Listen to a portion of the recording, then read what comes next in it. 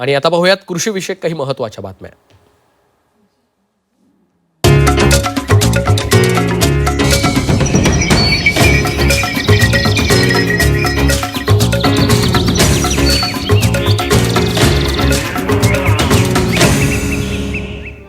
पीक पाणी powered by Green Harvest, Nature Care फर्टिलायझर्सचे नैसर्गिक पेंडीयुक्त खत. नेचर केअरची युक्ती, रासायनिक खतांपासून मुक्ती.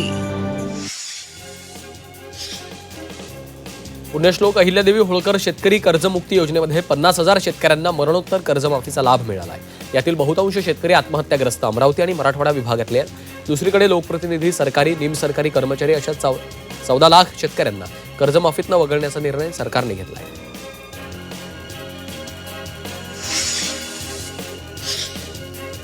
मंगरुळपीर तालुक्यातील बोरव्हा खुर्द इथं नीलगायींच्या कळपानं शेतकऱ्यांचं उभं सोयाबीन पीक उद्ध्वस्त केलं.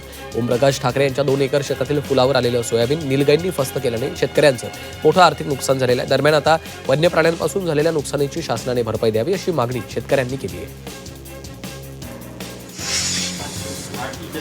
भंडाऱ्यामध्ये रासायनिक खतांचा कृत्रिम तुटवडा निर्माण झाल्याचा आरोप होतोय. काही कृषी केंद्रांवर इतर खत खरेदीची सक्ती करूनच युरिया दिला जातोय असा शेतकऱ्यांचा आरोप आहे. दरम्यान जिल्ह्यात खतांचा पुरेसा साठा असल्याचा दावा कृषी विभागाने केला. अमरावती जिल्ह्यातील 33,809 शेतकऱ्यांच्या खात्यात 308 कोटी 96 लाख रुपयांची कर्जमाफी जमा झाली आहे. मात्र 18,000हून अधिक शेतकऱ्यांची ई-केवायसी अद्यापही प्रलंबित आहे. पात्र शेतकऱ्यांनी तातडीनं ई-केवायसी पूर्ण करण्याचं आवाहन प्रशासनानं केलं आहे.